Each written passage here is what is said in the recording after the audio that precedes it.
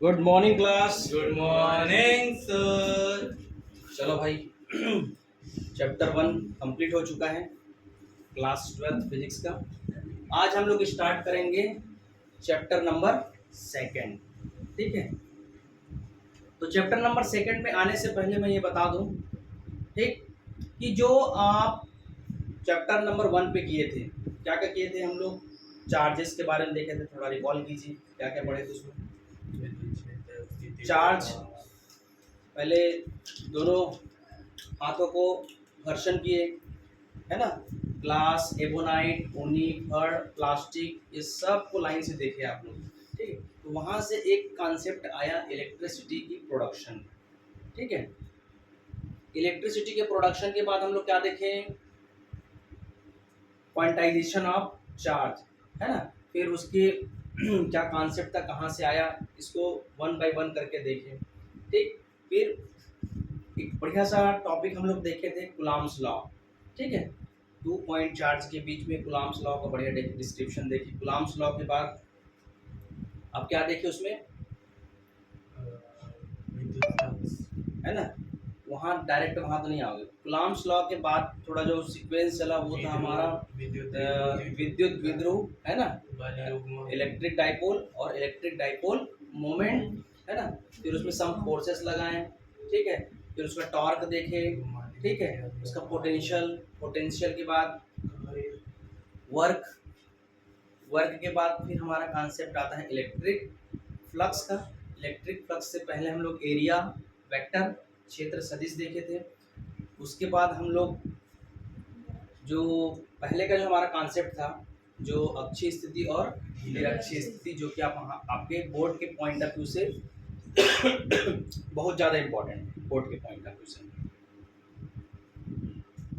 उसके बाद हम लोग देखे थे इलेक्ट्रिक डाइपोल मोमेंट का, है ना, विद्युत द्विध्रुव और द्विध्रुव आघूर्ण, है ना। उसके बाद फिर हम लोग गॉस लॉ देखें, जो कि मोस्ट मोस्ट इम्पॉर्टेंट है। Phi is equal to Q upon epsilon zero, है ना। उस कॉन्सेप्ट को समझने से पहले हम लोग इलेक्ट्रिक फ्लक्स का कॉन्सेप्ट देखें। Phi is equal to E dot D S, E dot D S, E dot D S के बाद आप इसमें आ गए गॉस लॉ, गॉस के नियम में। गॉस का नियम क्या कहता है, गॉस के नियम में क्या होगा, हम देखें कि फाई जो होगा Q upon epsilon time multiple होगा। ठीक, उसके बाद गॉस लॉ से हम लोग इस क्या नियम को प्रूव किए, कूलॉम्स लॉ को लेकर आए। उसके बाद हम लोग देखें इसके इसके एप्लीकेशन पार्ट, अनुप्रयोग, जिसमें से हम लोग क्या क्या देखे हैं, अनंत लंबाई के तार, है ना, पर हम लोग विद्युत क्षेत्र की तीव्रता।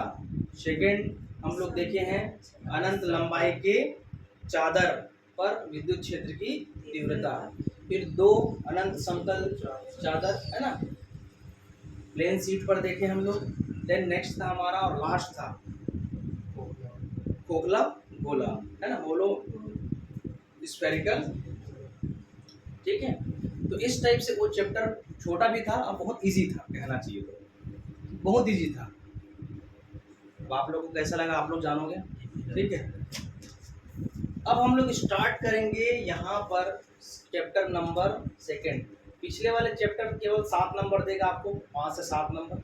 ये वाला चैप्टर आपको 8 से 9 नंबर देगा। कितना नंबर देगा, 8 से 9 नंबर। ठीक है, इतना पढ़ाई करेंगे तब हमको 8 से 9 नंबर मिलेगा। क्लास 12 का सिलेबस कोई मजाक नहीं है, मैं पहले से बता रहा हूँ। 1 महीना पहले से क्यों चालू किया हूँ, इसके पीछे कारण समझिए। ठीक है, अभी भले लग रहा है कि एकदम इजी है, सब चीज़ हो जाएगा घर पे। एग्ज़ाम टाइम में जब तीनों सब्जेक्ट को लेके चलोगे ना, 5 सब्जेक्ट को, तब आपको देखना उस टाइम कैसे लगेगा। तो जितना समय मिलते जा रहा है, टॉपिक खत्म करते जाओ, आगे बढ़ते जाओ, है ना। इसमें एकदम समय व्यतीत करने से कोई मतलब नहीं है। ठीक है, जिन लोग नहीं आ रहे हैं उन लोग को बता रहा हूँ, बाद में आप लोग को इतना सारा टॉपिक पढ़ने के बाद ही आप लोग को 8 नंबर मिलेगा। अभी गर्मी छुट्टी चल रहा है तो छोड़ो, बाद में आराम से क्लास अटेंड करेंगे, ऐसा वाला नहीं। समझ आ रहा है। Yes, sir. तो हम स्टार्ट कर रहे हैं चैप्टर नंबर सेकंड, है ना, chapter number second. The name of chapter is what? वैद्युत विभव और धारिता, electrostatic potential and capacitance, electrostatic potential and capacitance, स्थिर वैद्युत विभव और धारिता। इस चैप्टर में हमको पूरा फोकस होना है किस पर? विभव पर, और मोस्ट इंपॉर्टेंट हमारा धारिता। ठीक, तो क्या क्या है इसके अंदर में, इसको पहले देख लेते हैं। हमारा एक तो है, फर्स्ट टॉपिक हम लोग देखेंगे स्थिर वैद्युत विभव। ठीक है, स्थिर वैद्युत विभव। यहाँ पर भी अब इस पूरे यूनिट में आपको क्या रहेगा कि एक इनिशियल पॉइंट स्टार्ट करा देगा। ठीक है, पॉइंट का नाम दे देगा बी और ए, और बीच में कोई एक पॉइंट रख देगा, पॉइंट पी। ठीक है, तो पॉइंट ए से बी में आने में या पॉइंट ए से पॉइंट पी पर आने में हमको क्या निकालना है? पोटेंशियल निकालना है, विभव निकालना है। देखो, अब मैं बार बार अब विद्युत विभव ना बोल के मैं विभव बोलूंगा तो भी आप समझ जाइएगा, विभव की ही बात कर रहे हैं। इलेक्ट्रिक पोटेंशियल, पोटेंशियल बात करूंगा तो आप समझ जाएंगे कि इलेक्ट्रिक पोटेंशियल की ही बात हो रही है। तो ये पोटेंशियल क्या है, इस चीज को समझेंगे अभी। पहले एक बार पूरा सिलेबस मैं आपको बता देता हूँ। तो फर्स्ट टॉपिक है हमारा स्थिर वैद्युत विभव, इलेक्ट्रोस्टैटिक पोटेंशियल। ये क्या हमारा? Electrostatic potential. ठीक, इलेक्ट्रोस्टैटिक पोटेंशियल। सेकंड है हमारा विभवांतर। समझिए, विभव मिला आपको, विभव के बाद बोला गया कि दो विभव का अंतर, इसी को बोलते हैं विभवांतर। विभव में अंतर कितना हुआ दो विभव में। सपोज एक विभव जो पढ़ रहे थे वो उसको V ले लिए, VA पहला वाला विभव, सेकंड वाला विभव को VB ले लिए। ठीक है, तो विभवांतर में क्या हो जाएगा? VA minus VB। ठीक, यहाँ पर भी हमारा डिस्प्लेसमेंट का कॉन्सेप्ट लागू होता है, final point minus initial point. ठीक है, तो इसको बोलते हैं पोटेंशियल डिफरेंस। क्या बोलेंगे इसको? Potential difference. ठीक, अब नेक्स्ट टॉपिक, इस पूरे चैप्टर का जान कहना चाहिए, संरक्षी और असंरक्षी। संरक्षी और असंरक्षी बल क्या होता है? Conservative and non conservative force. अब याद करो, क्लास 11 पढ़े हो आप लोग, संरक्षी और असंरक्षी बल। मैं एक चीज क्लियर कराया था उस टाइम कि एक पाथ पर डिपेंड करेगा और एक पाथ पर डिपेंड नहीं करेगा, एक दूरी पर निर्भर करेगा, एक दूरी पर निर्भर नहीं करेगा। रास्ता कैसा है? देखो, कई बार क्या होता है, ये पॉइंट ए ले लिए, पॉइंट बी ले लिए, पॉइंट ए से पॉइंट बी तक आना है, पॉइंट ए से पॉइंट बी तक आना है हमको, मान के चलो। तो हम सीधा सीधा भी पहुंच सकते हैं, ये सीधा सीधा बीचों बीच ऊपर से भी आ सकते हैं, ऐसे घूमते हुए भी आ सकते हैं। ठीक है, तो अब हमको देखना है कि ऐसा इस टाइप से जब हम लोग पोटेंशियल लगाएंगे, विभव की बात करेंगे, तो उस विभव में ये चीजें एप्लीकेबल है कि नहीं। ठीक, देखो, विभव जो होता है हमारा अदिश राशि है। ठीक है, तो इतना ज्यादा दिक्कत नहीं है, जहाँ अदिश राशि है तो उसमें उतना ज्यादा दिक्कत नहीं होता है। ठीक, तो ये इसमें हम लोग देखेंगे कौन पाथ पर डिपेंड कर रहा है और पाथ पर डिपेंड नहीं कर रहा है। याद आया संरक्षी क्लास 11 का क्या क्या था उसमें? पथ पर एक दूरी की लंबाई पर निर्भर नहीं करता है, और असंरक्षी इसमें वो दूरी पर निर्भर करता है, पथ की लंबाई पर। करेक्ट।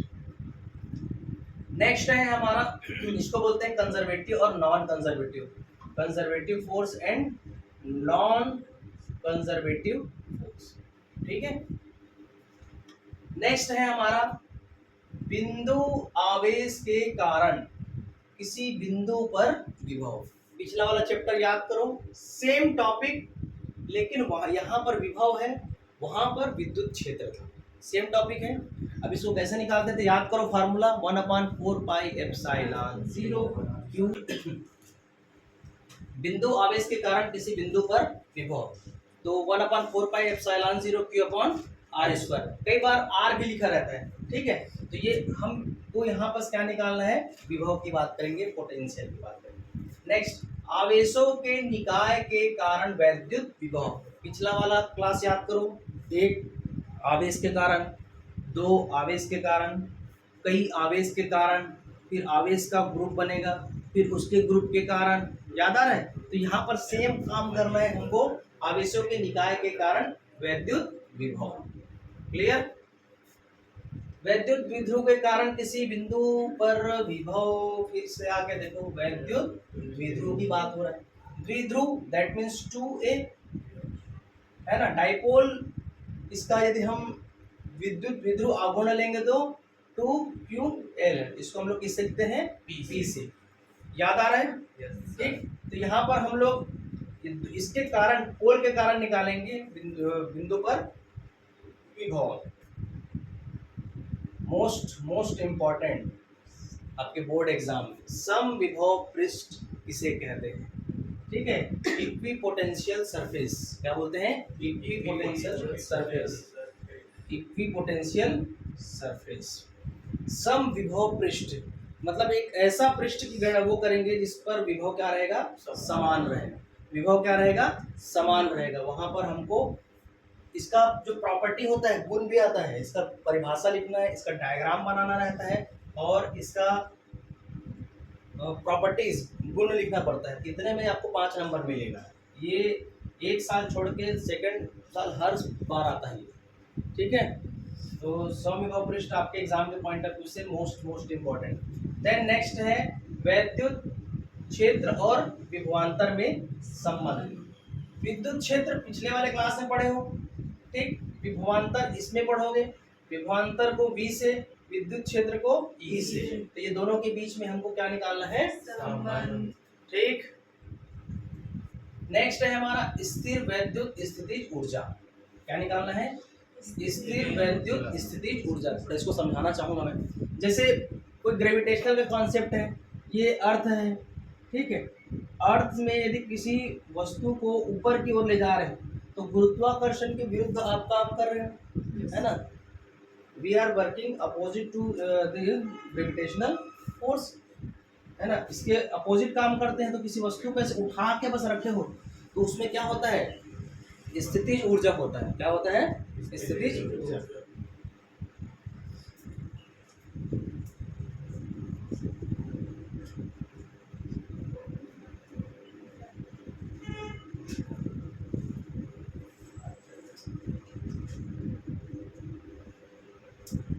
क्या रहेगा, स्थितिज ऊर्जा। तो स्थितिज ऊर्जा, जैसे तालाब का जो पानी है, तालाब के पानी में भी स्थितिज ऊर्जा होता है। चाबी घड़ी में जैसे रहता है ना, उसमें भी स्थितिज ऊर्जा रहता है, ठीक है। और दोनों का जो एनर्जी है वो टोटल एनर्जी कहलाता है। जैसे एक होता है काइनेटिक एनर्जी और एक होता है पोटेंशियल एनर्जी। इसको बोलते हैं हमारा टोटल एनर्जी। कुल ऊर्जा बराबर गतिज ऊर्जा और स्थितिज ऊर्जा का योग होता है, ठीक है। तो हम लोग स्थितिज ऊर्जा में देखेंगे, स्थितिज ऊर्जा को कहाँ देखेंगे, स्थिर वैद्युत। अब स्थिर वैद्युत में कैसा कॉन्सेप्ट आएगा भाई, ये A है और ये B है। यहाँ पर कोई चार्ज रखेंगे, ठीक है। इस चार्ज को इधर लेके आओगे तो यही कहलाता है विभव। अभी मैं पूरा कंप्लीट कराने के बाद पहला टॉपिक आपको क्लियर कराऊंगा, ठीक है। नेक्स्ट है हमारा चालक स्थिर वैद्युतिकी, ठीक है। नेक्स्ट आएगा स्थिर वैद्युत आवरण या परिरक्षण। नेक्स्ट है हमारा वैद्युत परावैद्युत और परावैद्युत ध्रुवण, ठीक है। ये भी बहुत अच्छा है। पोलराइजेशन का कॉन्सेप्ट हम लोग देखेंगे, है ना। परावैद्युत के ध्रुवण से विद्युत क्षेत्र की घटना, ठीक। नेक्स्ट इस चाहे तो हम लोग इसको पार्ट 1 पार्ट 2 में भी पढ़ सकते हैं। इसको पार्ट 1 ले सकते हैं और इसको पार्ट 2, ठीक है। बहुत बड़ा चैप्टर है, फिर भी जल्दी खत्म करने की कोशिश करेंगे। इधर से नेक्स्ट टॉपिक जो हमारा मोस्ट इम्पॉर्टेंट होता है, यहाँ से क्वेश्चन आता है विद्युत धारिता। यदि आप चैप्टर का नाम भी देखेंगे तो ये विभव बढ़ गया पहला पार्ट, और दूसरा बढ़ जाएगा किसमें, धारिता में, ठीक है। तो यहाँ से ये वाला पोर्शन एक अलग हो जाता है और ये वाला पोर्शन अलग। 4 नंबर का ये और 4 नंबर का ये, 8 नंबर का यहाँ से बनता है। ठीक है, तो विद्युत धारिता जिसको हम लोग सी से लिखते हैं, कैपेसिटेंस। इसके बाद देखते हैं गोली चालक की धारिता। इसके बाद होता है हमारा संधारित्र। ठीक है, क्या होता है? संधारित्र। ये भी बहुत ज़्यादा इम्पोर्टेंट है। समांतर प्लेट संधारित्र मोस्ट इम्पोर्टेंट। अभी क्या वाला पढ़े हो? समांतर। दो समांतर प्लेट पर विद्युत अनंत संबंध है ना। अनंत सर। नेक्स्ट है हमारा धारिता पर परावैद्युत का प्रभाव। ये भी बहुत बार पूछा है, आंशिक रूप से परावैद्युत पदार्थ की उपस्थिति में समांतर प्लेट संधारित्र, बहुत ज्यादा इंपॉर्टेंट है ये भी। नेक्स्ट है हमारा संधारित्रों का समायोजन। संधारित्रों के समायोजन में हम देखेंगे श्रेणी क्रम और समांतर क्रम। देखो इसमें एक संधारित्र का होता है और एक प्रतिरोध का होता है। आर का भी हमारा संयोजन होता है और सी का भी संयोजन होता है। इस टाइप से पढ़े होगा ना, 1/c is equal to 1/c1 plus 1/c2, 1/r is equal to 1/r1 plus 1/r2। यहाँ से 100% क्वेश्चन आता है सर। नेक्स्ट, संचित ऊर्जा या विद्युत क्षेत्र का ऊर्जा घनत्व। ठीक है, संचित ऊर्जा किसी फॉर्म पे भी हो सकता है, वो गतिज में भी हो सकता है और स्थितिज में भी हो सकता है, लेकिन किसका? इसका विद्युत ऊर्जा का ऊर्जा घनत्व। ठीक है, आवेशों के पुनर्वितरण, यहाँ से भी बहुत सारा क्वेश्चन आता है। आवेशों का पुनर्वितरण है ना, आवेशों का जैसे हम लोग पढ़े CV, Q is equal to what? CV पढ़े हो? आगे पढ़ोगे Q is equal to CV। Most important Van de Graaff जनित। ठीक है, चुटैया टाइप से रहेगा, ऊपर में इधर से करंट इलेक्ट्रिसिटी या उसमें निकलेगा तो उसका एक अनुभव किया जाता है। ठीक है, लास्ट टॉपिक है परावैद्युत माध्यम का विद्युत और विभव भी देखेंगे, धारिता भी देखेंगे और ऊर्जा पर प्रभाव भी देखेंगे। तो ये इस टाइप से आपका मोटा मोटा सिलेबस है जिसको आपको समझ में आना चाहिए। कल की डेट में सब याद हो जाना चाहिए। अभी मैं यहाँ पर आपको पहला टॉपिक क्लियर करा दे रहा हूँ। फर्स्ट टॉपिक अपन लेके चलते हैं, क्या है हमारा? स्थिर वैद्युत विभव। सीधा सीधा मैं यहाँ पर लिख रहा हूँ विभव। ठीक है, विभव जिसको बोलते हैं हमारा क्या? Potential, electric potential. क्या होता है इलेक्ट्रिक पोटेंशियल? थोड़ा समझने की कोशिश करेंगे। एक पॉइंट ए ले लिए, ये हमारा सेकंड पॉइंट बी है। ठीक है, पॉइंट बी से पॉइंट बी पर कोई एक चार्ज है, टेस्ट चार्ज, इसको बोलते हैं हमारा परीक्षण आवेश। परीक्षण आवेश, इसको कई बार बता चुका हूँ। Yes sir. परीक्षण आवेश, टेस्ट चार्ज। ठीक है, परीक्षण आवेश टेस्ट चार्ज कहा जाता है। इस टेस्ट चार्ज को बी से लेके हमको ए पॉइंट पे लेके आना है। कहाँ लेके आना है? बी से। तो कहीं ना कहीं हमको वर्क काम करना पड़ेगा, तो विभवांतर को हम लोग बी से लिखते हैं। B is equal to W external. कहाँ से कहाँ लेके आओगे? बी से ए में लेके आओगे। ठीक है, बी से ए में लेके आओगे। किसको लेके आओगे? चार्ज। तो ये क्या कहलाएगा? हमारा विभव। बहुत ज़्यादा इंपॉर्टेंट है, इस फार्मूला से कई क्वेश्चन आता है। ये फार्मूला कैसे बनाए देख लीजिए। ये विभव है, विभव कहाँ से कहाँ तक लाए? ए से बी। भाई ए से बी में लाए ना विभव, लेकिन वर्क कहाँ कहाँ करना पड़ेगा? बी से लेके ए पर। तो इसका डेफिनेशन एक बढ़िया ये हो जाता है, किसी परीक्षण आवेश हमेशा ऐसा होता है, याद रखना, धनात्मक होता है। परीक्षण आवेश को, ठीक है, अनंत से किसी विद्युत क्षेत्र में लाने में किया गया कार्य W। Yes sir. परीक्षण आवेश ये पॉइंट है, ये मान के चलो इन्फिनिटी में है। ये कहाँ है? ये अनंत में है। अनंत से किसी परीक्षण आवेश को किसी विद्युत क्षेत्र, ये विद्युत क्षेत्र है, ये क्या है हमारा? विद्युत क्षेत्र। अनंत से किसी आवेश को विद्युत क्षेत्र पर लाने में किया गया कार्य क्या कहलाता है? विभव। और यह कार्य उस पर उपस्थित स्थितिज ऊर्जा के बराबर होता है। ठीक है, तो हम लोग क्या लिख सकते हैं? V, A से V, वर्क डन करेंगे एक्सटर्नल। एक्सटर्नल क्यों लिखा गया है? बाह्य, बाह्य काम कर रहे हैं ना, बाहर बाहर। B से लेके कहाँ आएंगे? A में, और ये हमारा क्या हो जाएगा? Q0। ठीक है, तो ये हो जाएगा हमारा विभव का फार्मूला। इसका यूनिट देखेंगे तो क्या हो जाएगा? W यानी कार्य का मात्रक क्या होता है? जूल, और इसका मात्रक क्या होता है? कूलम। तो यूनिट क्या हो जाएगा? जूल पर कूलम, या सीधा सीधा इसको वोल्ट भी लिखा जाता है। क्या लिखा जाता है? वोल्ट, वोल्टा, ऐसा भी बात है, वोल्ट, वोल्टा। ठीक है, अच्छा, इसका डायमेंशन फार्मूला लिखा लो। मैं पहली बार नहीं, कई बार बोल चुका हूँ, जब भी आप फिजिक्स में डेफिनेशन लिखोगे तो उसका फार्मूला, डेफिनेशन, डायमेंशन फार्मूला और यूनिट, इतना परिभाषा में लिखना एकदम जरूरी होता है। तो परिभाषा जान लिए, अनंत से किसी परीक्षण आवेश को किसी विद्युत क्षेत्र में लाने में किया गया कुल कार्य उसकी स्थितिज ऊर्जा के बराबर, और इसी को क्या बोलते हैं? विद्युत विभव। V = W/Q0। इसका मात्रक है जूल पर कूलम या वोल्ट भी कहते हैं। अच्छा, इसका डायमेंशन फार्मूला निकालेंगे तो क्या हो जाएगा? M/L/2T-2। इसका हो गया वर्क का, इसका क्या हो जाएगा? AT। तो क्या निकल जाएगा हमारा? M/L/2T-3 A-1। करेक्ट है। अब इसी में मैं जैसे सेकंड टॉपिक भी पढ़ा देता हूँ। विभवांतर क्या होता है? विभवांतर क्या होता है? जैसे दो पॉइंट के बीच का अंतर, उसको बोलते हैं विभवांतर।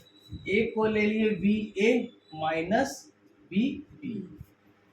ठीक है भाई, ये फाइनल पॉइंट है, ये इनिशियल पॉइंट है, ये प्रारंभिक है ना, और ये क्या है? अंतिम। स्थापन में क्या करते हो? अंतिम माइनस प्रारंभिक।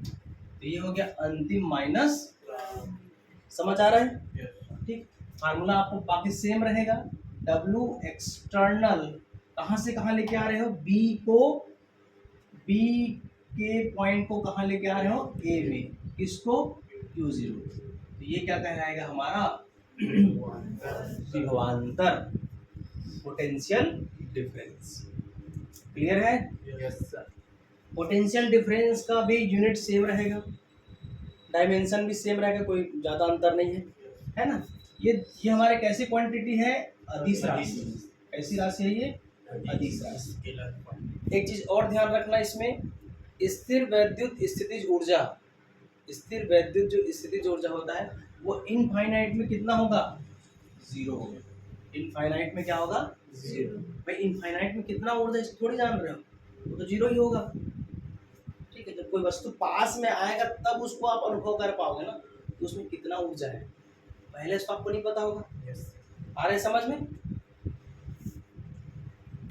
तो अभी क्लास को यहीं तक रोकता हूँ, है ना, ज़्यादा कोई खास टॉपिक नहीं है। हम लोग सेकंड चैप्टर स्टार्ट किए हैं, स्थिर वैद्युत विभव और धारिता, है ना। फर्स्ट टॉपिक हमारा स्थिर वैद्युत विभव की विभवांतर, संरक्षी असंरक्षी देखें, है ना।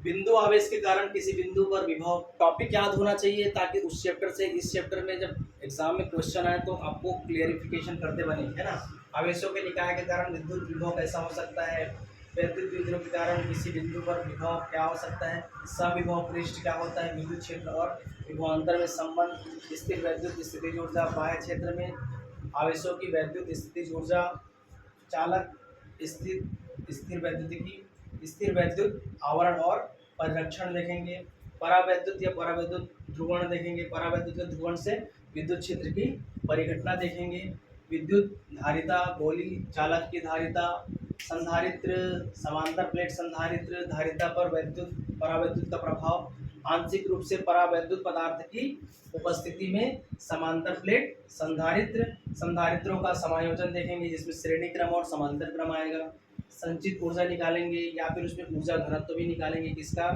कोई विद्युत क्षेत्र पर उपस्थित हो उसी का। आवेशों का पुनर्वितरण देखेंगे, जिसमें ऊर्जा हानि हम लोग देखेंगे। Most important topic 1D graph, जनित्र, और लास्ट जो है हमारा परावैद्युत माध्यम का विभव, विद्युत धारिता, ऊर्जा पर प्रभाव। ठीक है, तो मेरे ख्याल से इतना आज के लिए सफिशिएंट है। ठीक, thank you class. Thank you sir.